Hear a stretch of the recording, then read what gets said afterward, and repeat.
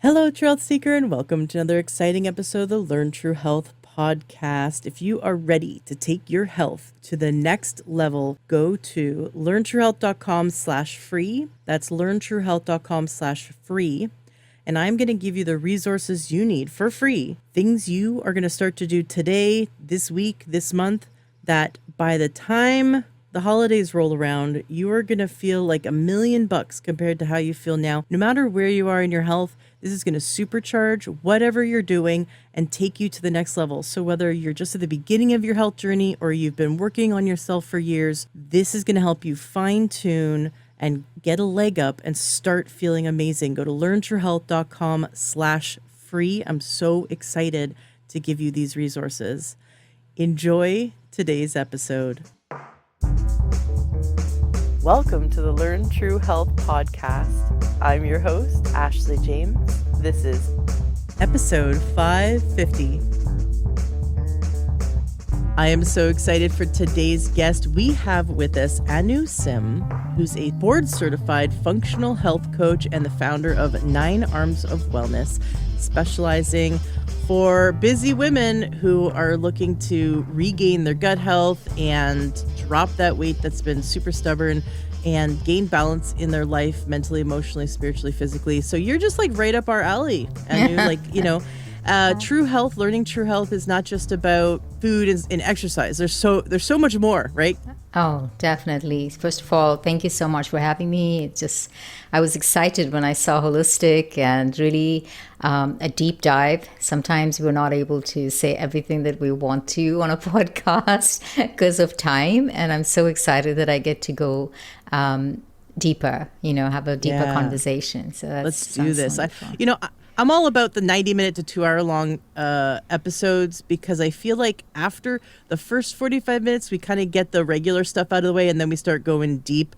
And it's really in the hour 2 that we get to stuff that guests don't normally get to talk about. Correct. And so it's just, that's why I think there's value in those long format conversations. Your website's 9armsofwellness.com, and your book, which is just coming out, which is so exciting that listeners can go grab your new book, Flourish from Within, Feed Your Gut for Lifelong Health. Mm-hmm. Tell us about your book. Is this your first book? Yes. What inspired you to write this book? Yeah, it's my first book, and it's been a journey, writing the book really came from my clients. I use microbiome health and really my clients to focus on gut health so much as part of whatever it is that they're going through, from taking them from where they are to where they want to go, be it, weight loss or metabolic health. Maybe they are on medications and they want to get off medications and they want to really feel good in their body. But the starting point for me has always been the microbiome. And one of the reasons actually is I felt like the microbiome and learning about it was a big part of my own healing, my own journey. And so I talk about it a lot, on podcasts, on with my clients, and it's almost like the starting point of a journey with me. And so my clients kept saying, gosh, when are you going to write a book? When are you going to write a book? And I said, okay, I'll write a book. And one of the things they said is, well, you send us to a lot of different books that have information about the microbiome, and then we go looking for recipes. It would be really nice if we had everything in one place. And I really took that to heart. And the past 3 to 4 years, I've been researching and writing and rewriting. And so the book is really meant for the layperson. I think one of my biggest strengths is taking the science and simplifying it in everyday language. And then I propose a diet for feeding the microbiome, not specifically to feed you, because this diet can work with any kind of cultural, affinity you might have to your way of eating. And then finally, some recipes from different cultures to support it. I love that. there's so many ways of eating, and you brought up that like the diversity of diets, everywhere from raw vegan to paleo. Some people are going into carnivore, and then there's just like the standard Western sort of way of eating, or with a different cultural influences if their background is Italian or Mexican or Right. Asian, Yeah. and Ayurvedic, and then people who are just trying to eat as whole foods as possible, as clean as possible. So there's so many vastly different ways of eating. What have you found universally true about healing the gut when it comes to food? So, like you'd said, this can be done no matter kind of what diet you're eating. I mean, you're going to have to make adjustments, but no matter Yeah. what culture you come from, there's Yeah. things you can add. So, what's universally true about gut healing? So that's a great question, and it's pretty nuanced, my answer. I think I would start with saying that a whole food, unprocessed kind of approach to diet would probably be the first thing one ought to do. Because in a standard American diet or Western diet, we're eating a lot of ultra processed foods, and things with additives and preservatives and things like that the microbiome does not quite recognize. It would be like if you and I went into Home Depot and said, okay, am I going to get something to eat here? They're really no, really, it's so No, darn it's such a confusing. good. Oh my gosh, that like I'm stealing that. Like that Yeah. is such a good metaphor for how the gut microbiome like cannot recognize Yeah. processed food. I always imagine them scratching their heads like, what the heck am I supposed to do with this, So I start there, keep it simple, keep it basic. And anyone, like most of us here in the Western world, are eating a lot of ultra processed foods. And by ultra processed, I mean really hyper palatable foods with a lot of refined carbohydrates and sugar and things like that. Oil. Yeah, oils and additives, colors, artificial sugars. So if anyone wants to start and say, today I want to start taking care of my gut, I want to feed my forever guests who are in my colon doing such an incredible job and doing so much for me, the first thing would be is, can we just kind of cut down on the processed foods? And that would mean like a simple fix. Like, let's say the morning you're rushing off to work, you're picking up a donut. Maybe we just stop there and say, why don't I just start with just my morning breakfast? If my morning breakfast is healthy, it's got enough micronutrients and fiber and things like that, we'll see how the rest of the day pans out. Let's just take care of one meal a day. And I think that's something that any of us can do, right? We start simple, we start small. Small shifts lead to big changes. And that's one of the first things I tell my clients, because if you have a system in place and you start really slow, then you're more apt to continue. If you do too many changes too soon, your brain is going to be exhausted, because these are not procedural habits. And by the end of the day, when you have your bosses are calling you for a meeting, you have other zillion things asking, demanding of the brain at the same part of your brain, then what is going to take precedence? All of those decisions that are waiting for you, the food is forgotten. So if we go really simple and slow, I think there's a better chance of us sticking to it. Love it. For those who don't know the complexity of why the microbiome is so important, I feel like every listener would know, like, oh, probiotic is good for me, and not having a dysbiosis is good. Like I think everyone knows that we have healthy bacteria in our gut and we want to support it, right? I feel like that's a very common knowledge. But beyond that, people don't really know the complexity and the vastness of why the microbiome is one of the most important things that we need to protect and cultivate in order to have true health. Yeah. And very interesting, actually. And as I was writing the book, the one thing I came across was like that 2 out of 3 Americans have never heard the word microbiome. What? Yeah, and we live in this bubble, right? We think because we're practitioners or we're podcasters, we interview people, we think that everybody has heard it, but it's not true. And that's something I always keep in mind when I'm on a podcast, because maybe this is the first time someone's heard the word microbiome.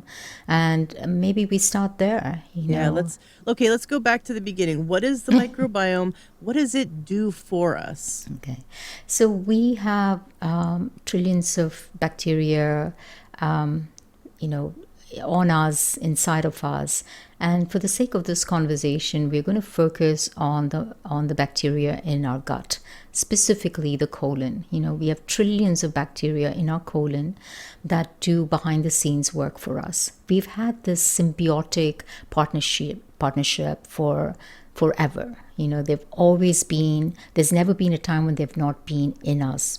It comes through our mom's microbiome, you know, and how we take care of it really is what is so important, you know. So evolutionary speaking, we've evolved to hand over certain jobs to them to do.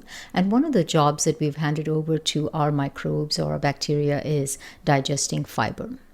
So when I say fiber comes only from the plant kingdom, and all the fruits and veggies and lentils and all of the things that you eat. Most of the other things like protein and, you know, some micronutrients, all of that is digested in the upper parts of your digestion.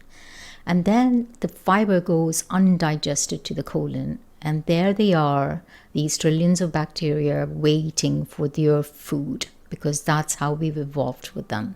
So they take the fiber, they digest it, and then they produce some very important healthy compounds for us called short-chain fatty acids, and specifically butyrate. And why is this important? Because when they digest the fibrous foods and they produce these compounds, they really help our bodies to be less inflamed, really kind of take care of our blood sugar levels, our gut health, strengthen our colon cells. It acts like a nutrient for the colon. There are many things that it does. It also produces many neurotransmitters, like, for example, 90% of serotonin, or the happy hormone, is produced in our gut. And if we start eating nutritious food, we really kind of produce more and more of these bacteria. So for a resilient microbiome, or for these guys to be happy and bloom, we need to eat foods that are rich in fiber. I mean, if I were to just tell you, if you asked me, Ashley, like, well, you said that you did research for 3 years, what was a big takeaway? I would say just that one word: fiber. And if we eat enough fibrous foods, then we are nourishing our bacteria. And so I think having a definition for a healthy microbiome is important.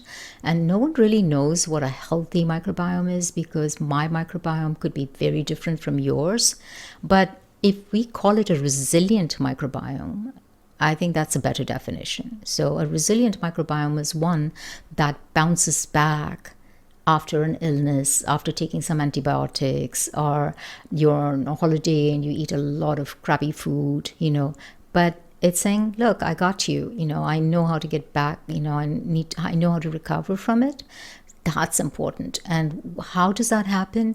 If you have enough species diversity, you have lots of players going to bat for you behind the scenes. And then you have species evenness. You don't want one thing to grow so much that it just kills all of the other kinds of bacteria. So it's like, imagine a garden, you know, with like 100 tomato plants and one zucchini plant. I mean, can you imagine the poor zucchini? So that's pretty much what happens in our gut as well. So we want it to have both species richness and evenness. So when these two things are present, there's a much higher chance of your gut microbiome being resilient. And if your gut microbiome is resilient, you are apt to be more healthy from it. In simple words. I love it. I love it. And understanding it's about 6 pounds. Like, on the average, it's like, I think of it like, don't think of it like a bunch of bacteria, because that kind of creeps people out. But if you think of it like a little fuzzy chihuahua or like a little, panda bear, like a 6-pound cute thing that lives inside you and helps you. And you feed it and it helps you. And it converts. It's so wild that it actually converts our food to all these chemicals, all these nutrients that our body needs. It's a pharmacy inside of us. We have a pharmacy inside of us. I once had a problem where I was getting these heart palpitations, and I saw a cardiologist, and after a test he goes, you're kind of not sick enough for me to do anything. Like, and he's like, come back to me when you like get worse and I can put you on drugs. And I'm like, well, I want to be healthy. What's going on? And he goes, well, it's like you've less than 1% of the time you're having these sort of heart hiccups. And I said, well, what is this? What's causing it? And he goes, and he sat and he thought, because the way I asked my question, he said, you think your heart is weak and that's why it's doing this. But your heart is actually very strong. And it is trying to reset, and something is inflaming it. And the inflammation, something is causing inflammation that is affecting your heart. And your heart is doing this hiccup once in a while as a way of trying to reset. So it's actually strong and intelligent. And I'm like, oh, okay. So he gave me this clue, something I'm eating. I'm imagining it's eating because, inflammation, most of the time it's what you're eating. Yeah, you're right on that. Digestion is the most inflammatory thing that we can do to our bodies. Yeah. And at the time, I just happened to have a Viome test.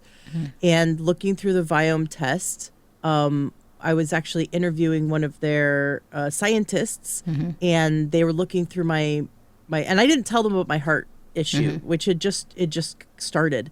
But I was trying to figure out, well, what's going on in my diet? And at the time I was eating eggs. I had switched to a whole food plant-based diet, but eggs were hard to give up. I love eggs. They're so delicious. And every time I had breakfast, these heart palpitations would come up. And so I didn't tell them any of this, but they were looking through my Viome test. And it's a test that, for those who don't know, that tests the 100,000 gene expressions of the bacteria in your gut and what that means and what they are creating out of your food, good or bad, right? So they can, if for example, when we eat meat, it can create inflammation in the body as a result. But when we eat lots of healthy, like leafy greens, it can create, great things, like you said, the short chain fatty acids and be very healing and anti-inflammatory, all to the brain as well. So they look through my results and they go, oh, right now you're really sensitive to eggs, and your gut, this specific strain of, bacteria you have are converting eggs into this inflammatory compound that inflames the heart. And I'm like, you've got to be kidding me. I don't remember the name of it. Yeah. They said it on the interview. It was years ago, but I stopped eating eggs and immediately went away. And then I did a test of like a week later. I had eggs I actually put eggs on top of a big salad, like a salad breakfast, a breakfast salad. It was delicious. And then by the time I hadn't even finished the meal, I started to get heart palpitations again. And I thought, okay, that's it. I could turn them on and off based on whether I had eggs or not. Exactly. And then some people are really sensitive to certain leafy greens like spinach and kale, and they can develop kidney stones, whereas others don't. They can eat spinach all day long and not. And it's actually the diversity in the microbiome, which I thought was fascinating, because I have that, whatever strain it is, I have cultivated the strain that helps prevent kidney stones from eating too much kale and spinach. So like it can protect you from things and help you metabolize your food. And it's just fascinating. When you said eat fiber, though, Yeah. What about taking Metamucil? What about taking, like, because people, Yeah. I know there's a listener that went, more fiber. Okay, I'll Yeah. start taking Mucilax or whatever. I'll start Yeah. taking some like name brand, processed food, like Yeah. processed supplement, thinking that's more fiber. Yeah. Well, everything that you said is incredibly important, I think, because your microbiome is very different from the next person's. And if you had some kind of a connection to, let's say, what do eggs have? They have things like L-carnitine, things like that. And our gut microbiome, if you have the wrong kind of pathogenic bacteria or just bacteria that are really adept at converting it, they convert it into like a compound called TMA, and the liver makes TMAO, so that can be cardiovascularly an issue. Yeah, that sounds And familiar. yeah, and again, and someone who eats a lot of kale or spinach, and if they don't have the right bacteria going to bat for them, like Oxalobacter formigens is the name of the gut bacteria that, not to geek out, but I'm they geeking are, out. and so it's really, when it boils down to, it's not about I have a lot of spinach, I'm going to end up with kidney stones, or the bigger question is, what can I grow in my gut that can take care of this digestion for me?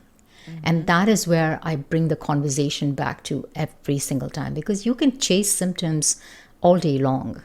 How many symptoms are you going to change? But instead, you look at your gut, like you have a starting point, you're really curious. I'm talking about the listener who's interested in saying, wow, this microbiome stuff seems so interesting. Where do I begin?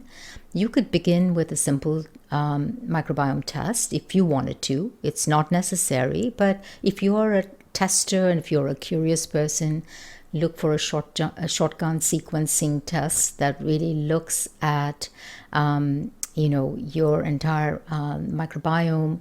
And it's a good test because it's not diagnostic in nature by any means, but it will tell you, because of the whole genome sequencing, it'll be a good representation of what's happening in your distal colon. So the live and dead bacteria, the microbes that you see in your feces, are what's in your colon. So from there you can say, oh, I have this diversity and I don't have these bacteria that are so good at digesting spinach, or I have these TMA converting bacteria, so maybe eggs are not such a great thing for me right now. So you start becoming a little bit more invested in how you eat for your unique body, because we all have, we're very bio-individual, and how we respond to diet is so unique to us. So I think that's very important as a starting point, but if someone is like, gosh, I can't really afford a fancy test right now, I'm not there, you don't have to do that. The big premise here is like, these guys really do well on fiber. So what is fiber? Fiber is the food that is the non-digestible part of any plant food that almost all vegetables and fruits have. They have different kinds. So we look for prebiotic fibers, and prebiotic fibers are fibers that can help grow these bacteria for you. So, and they're in all the everyday foods that you eat, like lots of red onion, leeks, artichokes. All of them have prebiotic fibers, so you don't have to go and shop around for a commercially available fiber. You could just incorporate that into your eating, and I think that is the best way to do this, Ashley, because then it's long term and it changes how you eat as well. And the negative thing about going out and getting like a Metamucil, I know that's a name brand, but just any of those, is that because it doesn't ferment, it actually doesn't feed the gut bacteria. Yeah. It just creates bulk. So if you're someone who's like, man, I'm just really hungry, but I want to, I know I'm eating enough and I want to lose some weight, and you want to like sort of stave off hunger, an easy way to do that is mix some Metamucil into, you could do flax or chia seed, and a teaspoon of that into a glass of water, flax as well. There's plenty of studies actually showing just by adding 1 to 2 teaspoons of flax a day, you got to add enough water with it. Helps with weight loss because it helps make that bulk, create that bulk. Those seeds though will help feed the gut bacteria, whereas the Metamucil type supplements don't ferment, so they don't feed the gut bacteria. They just create bulk, which is great for if, let's say you have constipation or you just want to feel fuller without the calories. But it's so much better to switch to some chia seeds and flax seeds, for example, and nuts and seeds, add them to some salads, and even eating like a quarter cup a day of some kind of bean or lentil. Such a small amount, right?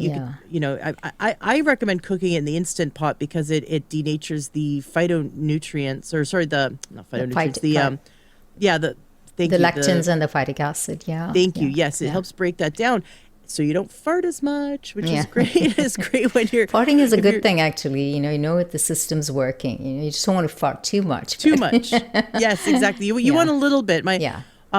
A naturopath I used to see said we should have about 1 liter of gas a day. Yeah. Anything more than 1 liter of gas. I don't know how you'd measure that, but I would say about 14 to 20 times a day. Is if you're going, if you're passing gas too much or you're uncomfortable, if you're gassy and uncomfortable, that's and if it's smelly, on. For example, smelliness is if it smells like rotten eggs, then you know that there's something putrefying in the gut. So there's something off. Maybe you're not digesting your protein, or maybe you're eating too much protein and it's ending up in your colon, because protein needs to be digested in the upper parts of your digestion. But if it goes into your colon, your bacteria is again going to be like, oh, I'm supposed to be eating fiber. What am I eating instead? It's not that they're going to go hungry. They will digest the protein for you. But the big problem is a lot of times, along with digesting the protein, they produce a lot of harmful metabolites, toxins like hydrogen sulfide, ammonia, polyamines that are not good for our bodies.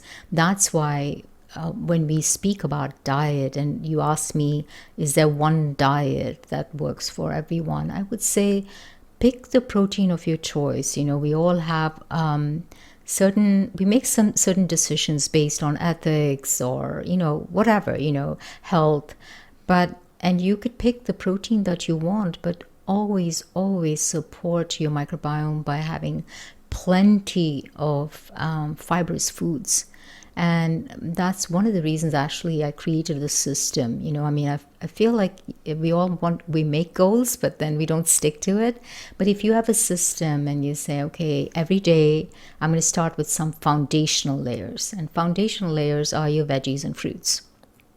And that could be anything, greens and some starchy veggies, and some cruciferous vegetables, things like that.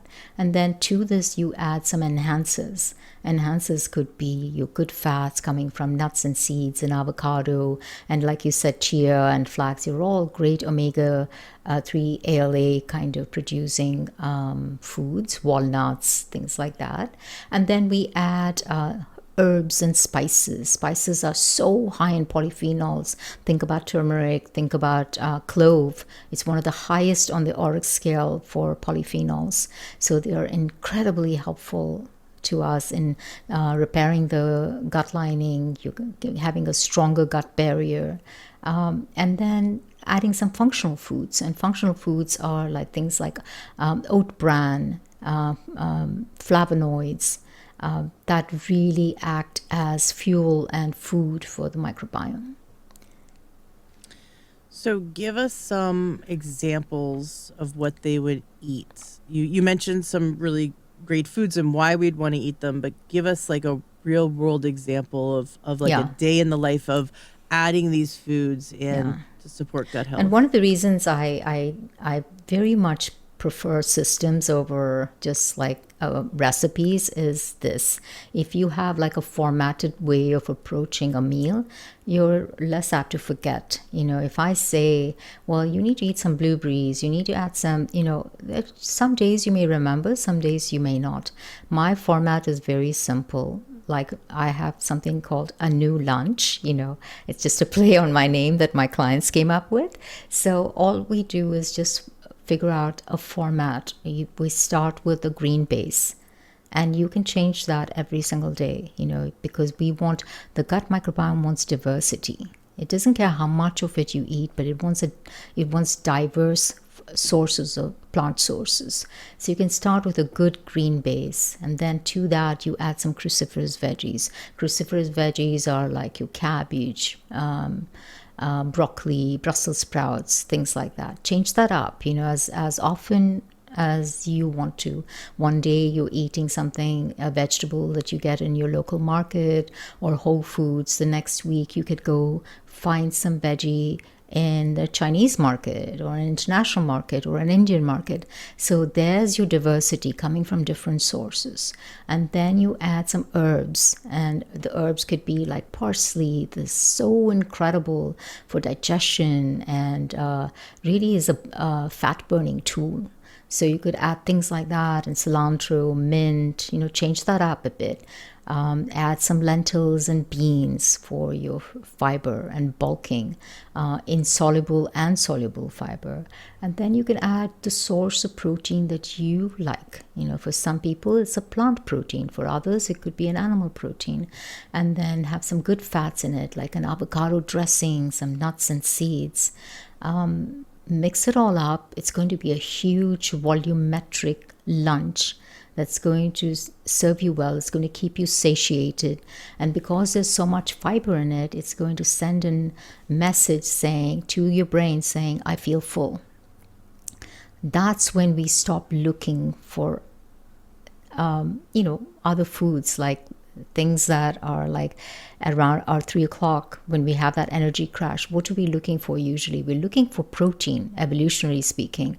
But if you have a good lunch with all of these nutrients and enough protein and fiber, then all of that kind of stops. You stop eating a lot of these ultra processed foods. So everything starts with having a good breakfast, having some adequate protein in the breakfast, and then having a good lunch. What I found interesting in reading the book, How Not to Diet by Dr. Michael Greger, he talks about the whole foods fiber, like fiber from real food, not supplement fiber, that it slows down the gastric emptying. Correct. It's a GLP. Yeah, but the emptying, so the small intestines is where we're absorbing most of our nutrition, and then it empties, the ileocecal valve empties out into the colon, where we're absorbing most of our water, and where all the most of the healthy bacteria are. But what's interesting is that valve will stay shut and not let the food continue if there's sensors lower down that detect nutrients. And fiber slows it's as the body's digesting, it's also slowing down the ability to absorb those nutrients. So it takes its time. The body is taking its time basically absorbing it all.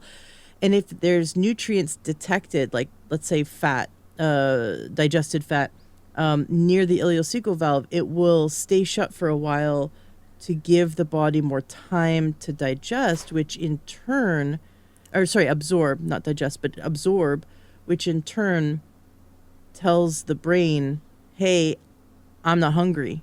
Yeah. And so you stay fuller longer. You don't feel ill from it. You just feel satiated 4-5 hours after that meal. Yeah.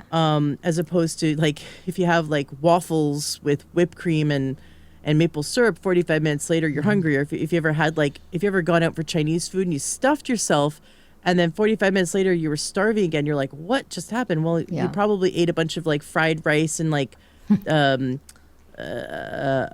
breaded, something breaded shrimp or something like that, just which very little fiber basically. When I go out for Asian food, I'm ordering all the vegetable dishes. I'm trying to like, because oh man, the vegetables they make are so delicious. And then that actually fills you up. The fiber is what satiates if you eat enough of it. Yeah, I think it's fiber and protein, and especially women in perimenopause and postmenopause. I think they have to be really get adequate protein and plenty of fiber.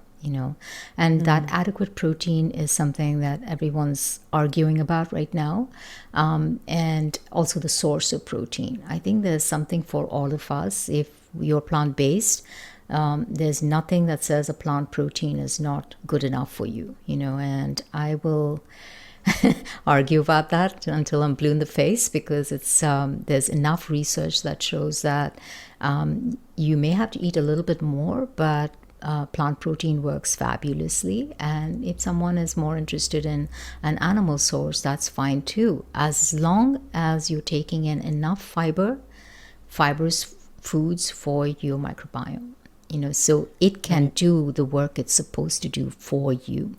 And that, like you said, one of the things is producing that GLP in through food and fiber.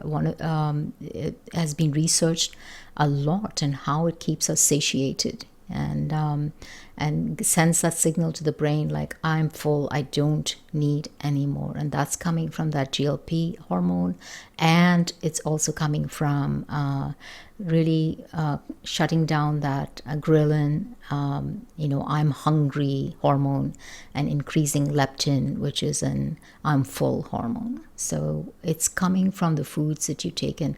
I think it was Barbara Roll who did the study on volumetric eating, and she built all these casserole studies, and I found that so interesting, and one thing that she said is, if you have enough fibrous foods and water-rich foods, you're going to feel satiated for a longer time.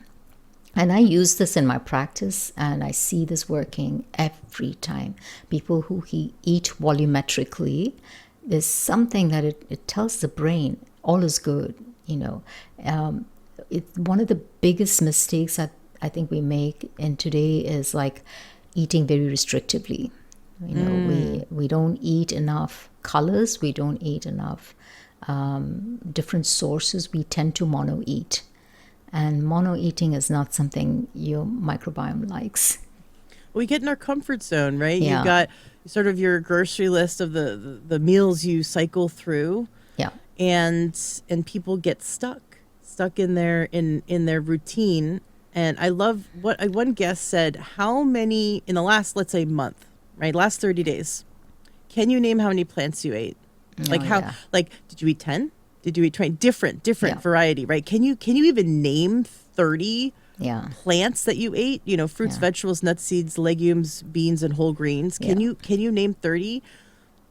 And I was sitting there, and I eat a lot of plants that I'm sitting there going, man, I think I'm just cycling through maybe 15, like. Yeah. And he's like, try to get diversity, like try to get to 30. And I love playing this game, especially when my son was younger and introducing him to new foods. We would pick something foreign in the produce section and go to a farmer's market, go to a more of a health food store that has a larger, if all you have is Walmart in your town, I get it. But, see if you can find those places where the produce section is huge and there's a lot of things you don't recognize. And once a week, challenge yourself to pick something that you've never cooked before and look up some recipes and just try a different plant every week. Yes, absolutely true. I mean, let's say you're eating broccoli today from Whole Foods or Target, next week, just go to Ranch 99 or your Chinese market and pick up Chinese broccoli. And those are the little shifts that our microbiome wants. I mean, I was at a microbiome conference, and I had brought in a bunch of different veggies, and I wanted to see as a game how many of the practitioners could recognize these plants, and it was so interesting, Ashley. I mean, most of them could not. I had this little game on my phone, and they were guessing, and I said, I'll give you this gift at the end of it, and guess who won? It was the waiter at the conference. He was from Thailand, and he recognized every single veggie in there, because I had brought in diversity from a Thai market, from an Indian market, from the Chinese market, from the Middle Eastern market, and none of the practitioners could recognize it. Oh, wow. And that tells you that we have kind of outsourced our diet to supplements. We out supplement everything today. And I feel very strongly about that, because food needs to be your first supplement. You can't really, how many supplements are you going to take? So it's much better that you're getting all your fibers from food, all your micronutrients, because your body's not making all these nutrients. You have to get it from your diet. So if you're eating a diverse diet with lots of different fibers, fermented foods, then you don't have to take as many supplements. Because your microbiome is making these compounds, and also the more diversity you get, the more likely you are to accidentally get the vitamins you need and get the minerals you need. I love talking about how our soil is anemic. We've been farming this land over and over for over 100 years, and we stopped remineralizing our soil when electricity was invented. And Dr. Joel Wallach, my mentor, talks a lot about this, and because his background is in farming, and he just sees that the food we eat does not have the minerals it should, right? And people think, well, I'm getting my iron, I'm eating spinach. I'm like, honey, that spinach is grown hydroponically. Yeah. It has 0 iron in it. Like, and people go, well, I'm getting my selenium from Brazil nuts. I'm like, how do you know that soil still has selenium in it? Yeah. Right? Because plants don't make minerals. Plants digest minerals so that we can absorb them. Yeah. But animals don't make minerals, and plants don't make minerals. The plant has to be grown in mineral-rich soil. So if you're eating diversity, then you're not only capturing the healthy bacteria from diverse soils, but you're also capturing the nutrients from diverse soils. Right. I mean, you have a better chance of getting these nutrients because I 100% agree with what you're saying. Our soil is depleted. I don't think I've ever come across anyone who is not, let's say, magnesium depleted. Mm-hmm. For example, they are, that seems to be the biggest thing. And it's like they're not getting enough nutrients. And the other thing is not just getting the nutrients, are you able to absorb it? And that's your small intestine, right? How are you digesting it? What kind of enzymes do you have? Do you have good HCl, hydrochloric acid, in your stomach, which is like a frontline defense against pathogens? So every aspect of your digestive tract has a special thing that it does for you, and we can't really look at one thing when we look at digestion. You start with the mouth.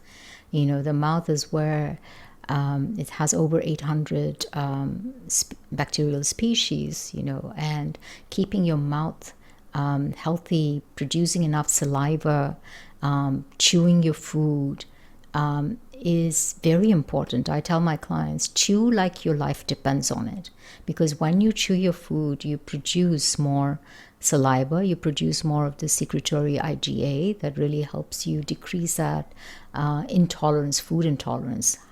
Today, we have so many allergies to food, and one of the big reasons is our lifestyle. We are in a rush to eat. We don't chew our food properly. We don't give food to be digested in the upper parts of the digestive tract as much as we should. So all of that is super important. And to also remember that our microbiome is like a training ground for the immune system.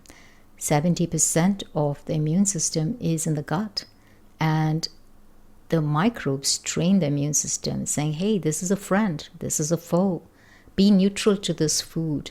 When we don't have that training ground, is it any wonder that we have so much autoimmune conditions today? We are reacting to everything because we don't have enough of these players going to bat for us. So every step of the way, I feel like I come back to that. Nourish your microbiome. Make sure that you eat enough different varieties of food. And then just watch the magic unfold.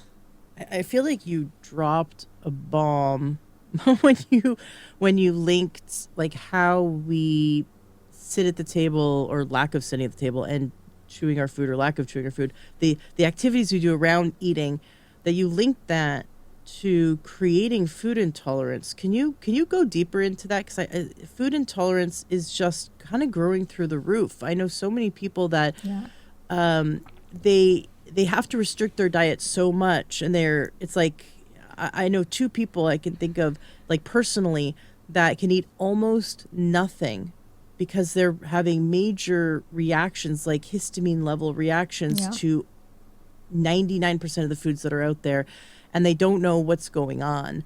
And I've talked to them about like gut stuff, right? And they're working on it, but it's like, what is going on that people are being so reactive these days to food? Well, I think that's, again, there's so many different layers to it. One thing is, when you think about it, like peanuts, for example, right? I mean, I don't think our parents really went through peanut allergies as much as we do today. Our children, our grandchildren really struggle with things like peanut allergies, having an EpiPen, why is that? I think most of it is going back to what you said, how agriculture has changed. We monocrop a lot. So our immune system is taking a beating. It's not getting diversity again. Gluten, which has all of a sudden become a huge problem for so many people, that they're exposed to a certain, maybe, and more than, when you think about gluten, you think about wheat. Again, there are not that many varieties of wheat. Of course, now we're trying to get all of these ancient wheats in, but most people are struggling with gluten allergies. It's becoming so common, and I think all of this starts in the mouth. If you start chewing your food, and if you're not able to, let's say this person that you know who is allergic to most things, that person can start retraining their immune system as if they were a little baby. What do we do to babies when they're done either doing bottle feeding or breastfeeding? They move on to human food, right? And what do we do to that food? We mash it. We put it in a blender, make baby food, like food sauces. That's pretty much where we need to start with someone with that many allergies. So we develop oral tolerance by mixing up all of these different plant sources and either cooking it or blending it really well. And this is where I think a smoothie comes in very handy, because the blender does the work for you. For some reason, your digestive system is not able to do that kind of breaking down of nutrients, but the blender does that for you. And that's the first step of adding more nutrients in. And then with time and adding some enzymes for digestion, let's say you don't have cellulase, this the enzyme to digest cellulose in your plant food, then you add certain enzymes or lipase to digest your fat, things like that. So you eventually will get there. But in the meantime, making these paying attention to things like your vagal tone, because your gut-brain axis is very important, and your gut produces 90% of all of the neurotransmitters, and your gut sends more messages to your brain than the other way around, and it's all happening through the 10th cranial nerve, your vagus nerve. So having a strong vagal tone is really important. Like, I wake up in the morning, I built it into my ritual. I brush my teeth, I gargle so loud. My husband says the neighbors can hear you. I don't care, because that is built into my routine. I splash cold water on my face. All of this to start my day with a really strong vagal tone. Then I do some humming, and humming really helps the vagal tone. So having that bi-directional access between your gut and brain really nice and strong is so important, because if you're having that connection, then even when you have like digestive issues, one of the things that I notice a lot actually is people with digestive issues also have mood issues. They're usually they're completely off. They're feeling really down, and we don't know from research which one begins first. We don't know if it's the gut that's causing the mood things or the other way around. But I suspect the gut has something to do with it because of how many messages it's sending to the brain. But I almost always see that most of my clients with gut issues also have mood issues. So one of the first steps to do that is to increase that vagal tone, so there's actual connection between the gut and the brain.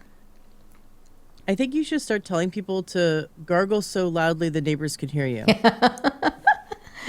My husband's not too happy about it, but when I believe something very strongly, I stick to it, and I do tell my clients to do that. So you brush your teeth and you scrape your tongue. I know Yes. you scrape your tongue. Yeah. If you, I do the whole Ayurvedic regimen in the morning. That's part of it. okay, walk us through it, because most listeners don't know about how amazing tongue scraping is, and you don't have a clean mouth if you don't scrape your tongue. And even people will say, "Well, I brush my tongue." I'm like, no, it doesn't count. I have a tongue scraper and I love it. I'll link it in the notes. It's less. It's like $10 or less, and it's $6. Yeah, it's like super cheap. Yeah. And I scrape my tongue. I do it like 3-4 times. Yeah. And the stuff that comes off your tongue, Ugh, you're like, yeah. ew. But it's actually biofilm. Yeah. That the unhealthy bacteria, and there's some healthy bacteria in there. Like we're constantly combating the bacteria. I'll just tell you what my holistic dentist said. You have good and bad bacteria, and there's a war going on in your mouth every single day. Yeah. And the bad bacteria cause the Bad bone breath. in your jaw to be eaten away. So we lose the bone, and that causes the gums to recede, and then nerves to be exposed, and also a lot of dental issues like cavities and stuff like that, and inflammation, and this all leads to heart disease and can lead to other nasty things. So you don't want it. But the thing is, the good bacteria is there too, and good bacteria and bad bacteria are fighting all the time, and they every 18 hours they have rebuilt their city that they live in inside your mouth. There's a completely new biofilm built up on your tongue, in between your teeth, on your gums, in your mouth. Yeah. And it's like a whole city they've erected, and they live inside that biofilm to protect themselves. So like a mouthwash is not doing you any good. Yeah. Mouthwash, actually, there's studies that show, and I have an interview about this, that it kills the healthy bacteria that helps the body make nitric oxide. And so the study shows that people that use mouthwash have higher rates of heart disease and die earlier from heart attacks. You don't want to use mouthwash. We don't want to sanitize your mouth. What we want to do is tear down the city every 18, at least, that's why we do it every 12 hours, because by the 18-hour mark. So if you only brush your teeth once a day, they've erected their full city, and then they've been producing all the bad stuff for several hours. Yeah. So what you do And is also think about it, if you don't do all of this, and your microbiome, your oral microbiome is dysbiotic, it's imbalanced, you have more unhealthy bacteria growing in your mouth. Where's it going? You're not spitting it out all the time. Where's the bacteria going? It's going into the digestive tract. And sometimes when you see at a colon level, if it's gone and if it's bypassed that strong HCl in your stomach and it finds its way into the colon, you have to wonder, how did you some of these aerobic bacteria just end up in your gut? And that could be a good clue that there's no balance in the mouth. It shouldn't. We have so many systems in place to prevent that.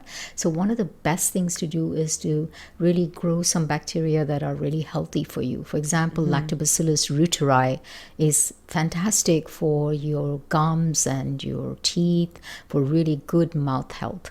So chewing on a probiotic for your oral probiotic is something that I do every single day and at night. And do it as an experiment. Don't just take my word for it. Buy a probiotic that has Lactobacillus reuteri. You can buy it on Amazon, or you can go through your practitioner, and then chew it at night and see how your mouth's, just have your husband just say, honey, do I smell good? Your breath is going to smell so much better in the morning, because it's that bad breath is from the pathogenic bacteria. So I actually interviewed Dr. William Davis twice about Lactobacillus reuteri, and he challenged us to make a yogurt. And so because I can't do dairy, I played around and figured out how to make Lactobacillus reuteri yogurt out of cashews. You can also, you can do coconut, it just doesn't taste as good, but cashew, it tastes like heaven. It's amazing. Yeah. So I put it up on my website, so you can go to learntoyourhealth.com and type in yogurt, and you're going to find the lactobacillus recipe. It is fascinating. It helps deepen sleep. It improves mood. People are lifted out of depression. So when I interviewed him, I was in grief after we lost our daughter. I was in depression, but it was I would say healthy depression, because that's like, it's normal, like you're supposed to grieve, right? Yeah. But I was very depressed, and I was also having PTSD. I was just stuck in a really unhealthy place, and I was looking to get out of it. I was looking for what I could do and all the things I could do to healthfully grieve. And it was divine timing to interview him. And so he told us about this, and I immediately went out and made it.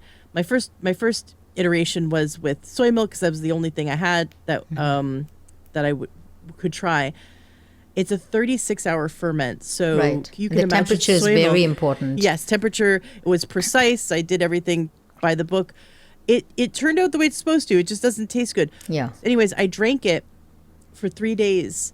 And I told my friend, I've never been on antidepressants, but I said, it felt as if I was on antidepressants. I imagine how they'd be if they worked. I felt elated. I felt happy for the first time in months. It lifted me within 3 days. It lifted me out of this really dark place. And I'm thinking, that's just one strain. Yeah. It's phenomenal. So I love that. I love that advice that you gave to chew that Lactobacillus reuteri. I'm going to link the one in Amazon, the one from Amazon that I like, in the show notes, because it is a chewable tablet that that we actually use to make the yogurt. So that's great. So and then even you could even make a cashew cheese with it. I use Lactobacillus reuteri in different kind of things, and like you, I don't do dairy, so I've tried different things, coconut, and I even for my clients with little kids, I try not to do sugar, so we add fruit, or we'll do like a mango yogurt or a strawberry yogurt or something like that, and the kids love it. And they see, especially things like ADHD, the first step is, let's give them a medication.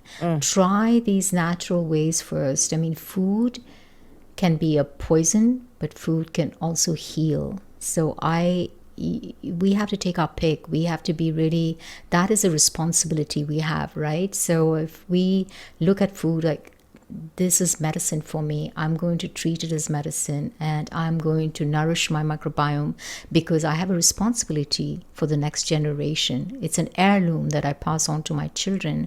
I think the dynamic shifts somehow, and you become you connect with them. You connect with these symbiotic partners.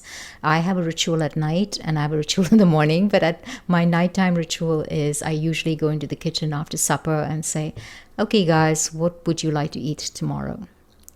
And I have a conversation with them, and I soak my beans or soak my lentils, figure out which what greens I'm going to use. Really plan the day, the night before.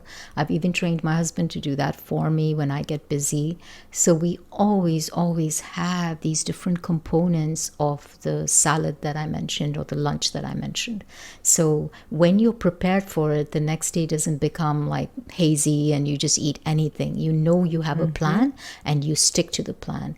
I think, Ashley, when we do that day in and day out, and we just say, okay, I'm just going to change these greens up, but the formatting remains the same, there's something about it, it just works.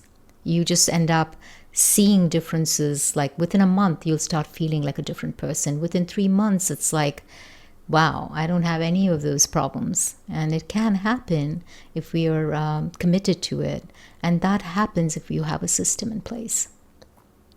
I love it. Let's get back to your morning routine. I want to hear more about exactly what you do, because part of it is disrupting that biofilm that is housing the bad bacteria, so that we can help the good bacteria in the mouth to come back into balance. So I love that you gargle so loud the neighbors can hear, to stimulate your vagal tone, Yeah. which is that connection between the brain and the gut. That you're splashing the cold water in your face and you're humming.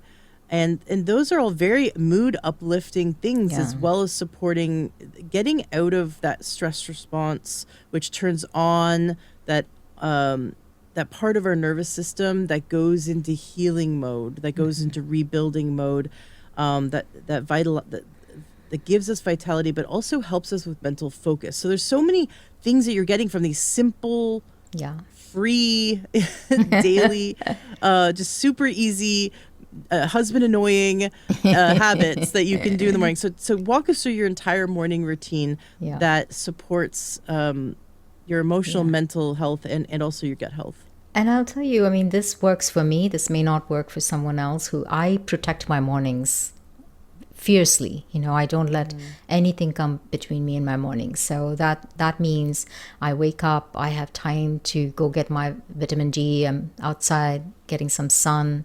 That's very important for my nighttime sleep. So I build it into my day. I do all of these other things that we could talk about. And then I don't open up my day for other people to enter it until about 9:30, 10. I mean, so I feel like I've done, that is the gift I give myself every morning. It may work for some people. Some people start work very early and it may not. You may be more of a person who needs to do that at night. But at some point in the day or night, I think giving yourself that gift of a routine or a time, and I think that's true self-care.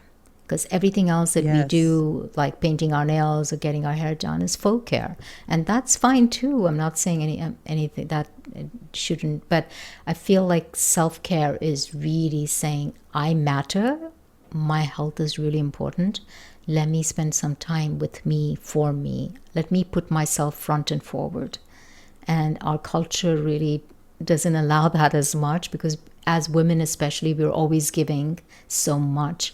So that is something that I built into my days. So I start my day waking up and I meditate for about 20 to 25 minutes. And it's only in the weekend that I meditate longer. And then I do some breath work. Then the whole routine in the bathroom. I also massage my gums and my cheeks, because the day gets stressful and we speak and we use our whole, mouth area so much. So really massage it well. So it feels really nice. I've learned this way of doing it, so it's nice and loose, and it feels like it can handle the stress. I don't know how to explain that, but I love it. And then I brush my teeth, and sometimes I use like a regular toothbrush, like a charcoal based toothbrush, and sometimes I use my Sonicare. Then I scrape my tongue really, really well, and then I use a neem powder sometimes. Neem is an antibacterial, so depending on, let's say the night before I've eaten something that I shouldn't have, I'm very cognizant of that, and And then, of course, the Lactobacillus reuteri. Sometimes I pop one in the morning as well. And then I work out. I do yoga, I do some strength training, and then I have a cup of tea. And I try to build in some amla, which is one of the best antioxidants. And all of this may seem like, oh my gosh, that she must have a really luxurious life that allows her to do everything. No, I work really hard, but once you build it and you say this is going to become procedural one day, just like brushing my teeth, that's how you build habits. You may not start with 10 habits to start your day. You may start with one. Just attach it to the habit that's already in place. Almost every listener is going to say, I brush my teeth in the morning. What is the one thing that you can do along with brushing your teeth that's going to become procedural in a few months? And that's how you build habits. Yep. So for me, it was the gargling. I thought this is a non-negotiable. I need to gargle. So I built that into an already present habit of brushing my teeth. Then slowly, when that became procedural, I added another one. So I think that's a smart way of doing it, because then in 3 months, you have a nice habit going. You have a routine that's in place. I love it. And the amla powder is so good for the blood sugar, and anyone who has blood sugar dysregulation. Oh, it's fantastic. Have you tried the amla green on Amazon? Mm-hmm. Yeah, I've actually interviewed the creators of that. The Mastering Diabetes guys, and they're wonderful. And yes, I have tried it. That and Banyan Botanicals has a good one. Banyan Botanicals is probably the one Ayurvedic brand that I feel very comfortable, suggesting. Because of all the testing that they do. Yeah. So what happened in your life when you added these routines? What shifted? Like, give us a before and after. Were you feeling more chaotic and kind of the day would sweep you up and you'd feel the stress of the day, and versus now you don't? Like, has this built resilience for you? Do you really feel a difference? I definitely feel like I matter. I think that is the most important thing. You matter, and work will come and get you in different ways. I have back-to-back clients, or I have back-to-back podcasts, right? But I build a buffer in between, and then that's when I do exercise snacks or breathing snacks, things like that. So breathing snacks and exercise snacks. I love it. And there's hydration snacks. Like little breaks. I love that you call it snacks, because like I've got a 10-year-old, so it's it's all about snacks. Like that's if kids could eat snacks all day long, that's what they want. They don't want meals, they want snacks. So snacks are like fun. Yeah. And so if you think about it, it's like then it's doable, right? I mean, it's doable. Like I said before this podcast, I had a client. Then I built in 15 minutes for me. And so in those 15 minutes, I went out, picked up some weights, and did some farmer's walks, because I was going to be sitting today because it was going to be a long day. So I wanted to walk and just get my blood flowing. And then after this podcast, I have like 15 minutes before I talk to my publisher. So I'm going to spend 15 minutes on breath and meditation. And that's how I am able to do everything. It's not like I spend 1 hour breathing or 1 hour meditating. I just take small little breaks and build it in so it becomes a habit. Mm-hmm. And someone else's version of meditation could be sitting with scripture or reading scripture and sitting with it, or sitting in prayer. Like it is a time to quiet and focus on building your spiritual muscles, right? Your connection. Right. So that's, we just don't do that. Like I remember Clint Ober, I think, said, when was the last time, I interviewed him years ago, he goes, when was the last time you were barefoot outside? Like, when was the last time you touched the earth or touched the ground? And sometimes people who live in, for example, New York City, it might have been years. Having the body be outside with actual sunlight on its skin and having your body actually touch the earth. Yeah. It's how we release excess electrons. It's how we get back Yeah. to earth potential. And think about, like, when was the last time you sat quietly for 5 minutes? Like, when was the Right. last time? And so many moms will say, never. No, I've got Yeah. kids crawling all over me. I have one client, it was life changing. All I had her do was go to bed when her kids went to bed, like at 7. Yes. Yeah. Go to bed when your kids go to bed. And then you're going to wake up at like 4 in the morning, fully well rested, and you're going to have a few hours to yourself where you're going to be productive Yeah. and you can do all of your self care. But at night, if we stay up because then we get the kids to bed, now it's our time. We end up doing unhealthy things that feel like self care in the moment, but it's really like, come on, you're just scrolling, you're just doom scrolling, you're just like Netflixing, you're just maybe eating unhealthfully because, like, really after dinner is when we start craving unhealthy things because we're dopamine seeking. These are dopamine seeking behaviors. They're not building you up, they're tearing you down. But in the morning, you're fully rested, and now you can do all these wonderful routines that build you up, and then give you resilience through the day. So then you don't feel like yelling at your kids. So it really takes just a little bit of discipline, just a little bit of choosing you. Yeah, and then I think really respecting that circadian rhythm. I mean, we have a circadian rhythm, and I know I was on a podcast where the mom asked me, but I barely get to sleep. I sleep when my baby sleeps. I said, that's just a short time in your life.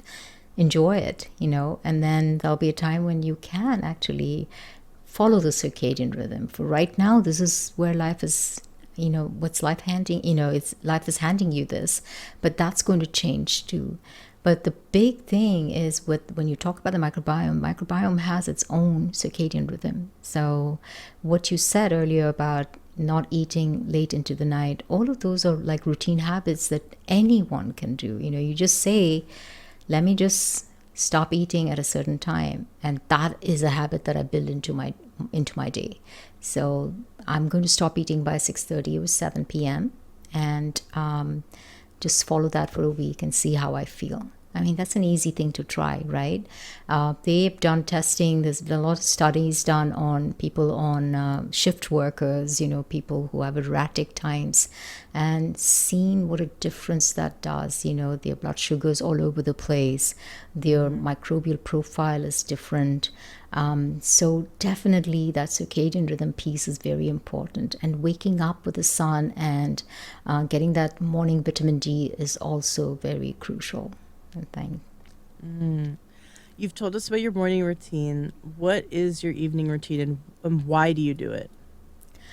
My evening routine is I try to finish up work by 7, although the past few weeks has been just a whirlwind of things to do for the book. Generally speaking, I try to be done earlier so I can go out, get some sun. I heard someone say this the other day, saying we probably all have about 80 summers to live. And I love the way that person said it, because I thought, if you start thinking about it, I have about 80 summers maybe to live.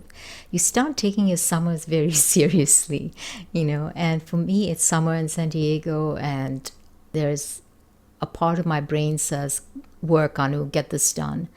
But then I miss out on this beautiful place that I live, so close to the ocean, enjoying the beach, enjoying the waves, enjoying the ocean,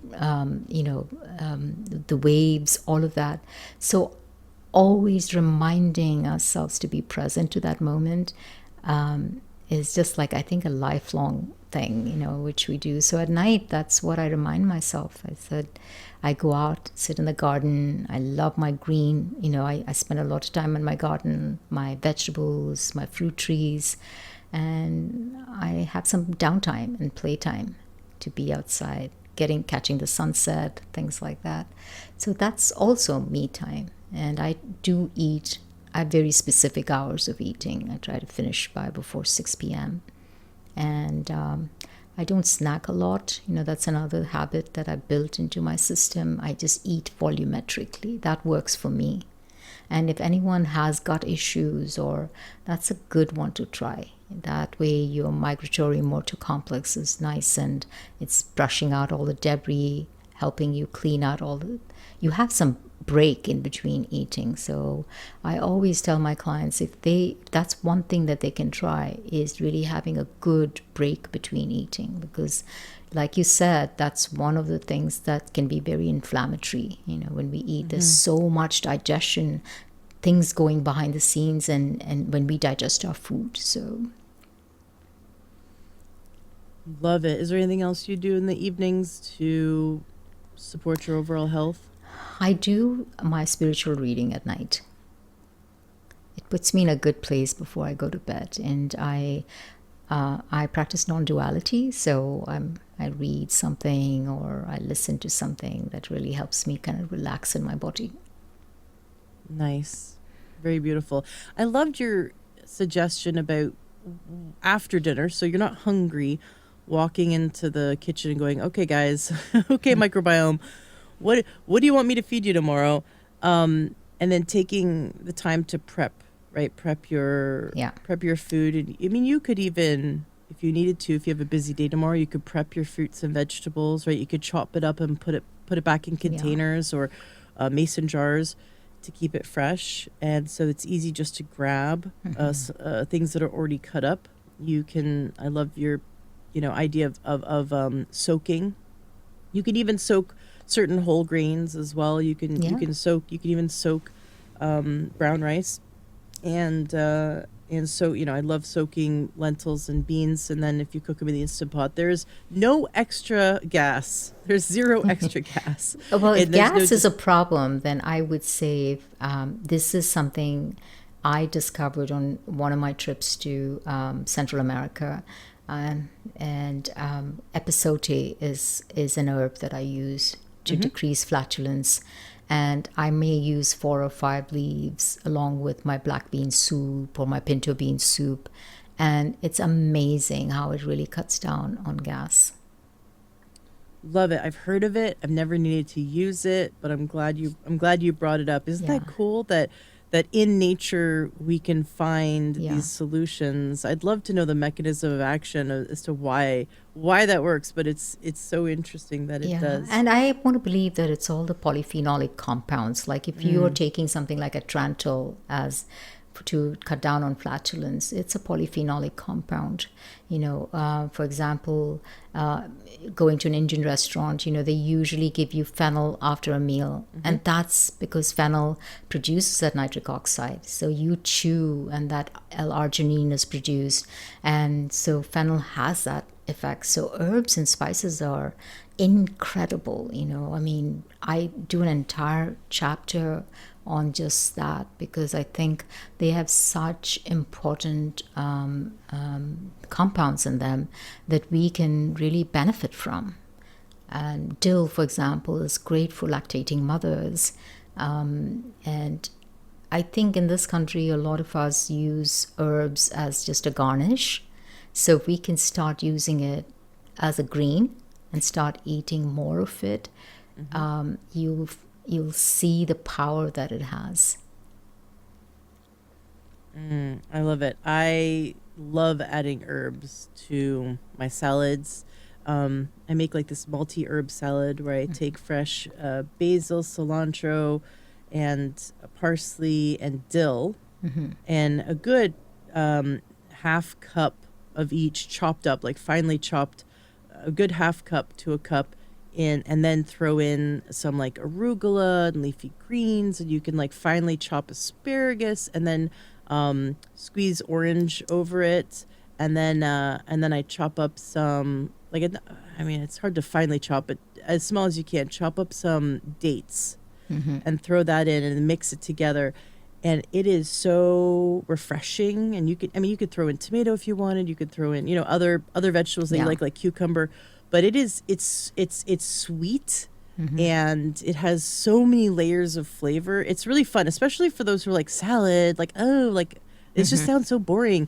And I don't do any oil or any salad, like store-bought salad dressings, which are very inflammatory. I hate it when people go, oh yeah, I'm eating healthier now, I'm eating salad. And then you see like they're eating like the Trader Joe's like salad with like canola oil all over it. And I'm like, no, it's not actually healthy for you anymore.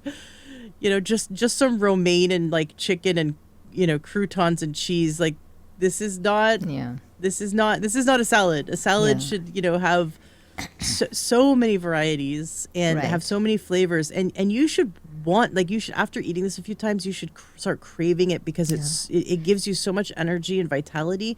Like, that's a healing salad. And you hit it on the nail. I mean, I think this is what I hear my clients say. Gosh, I know I crave my salad.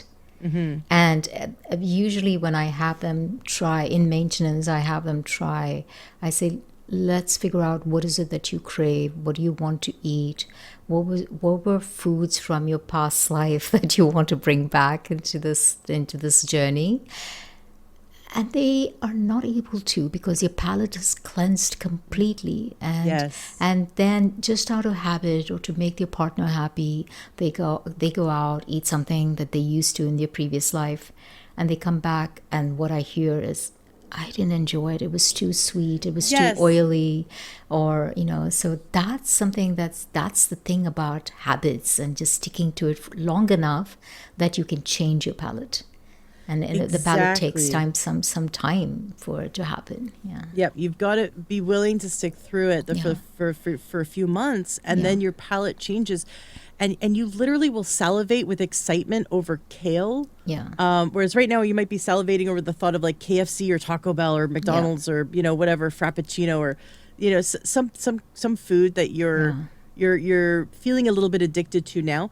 Give it a few months on a whole foods nourishing way of eating.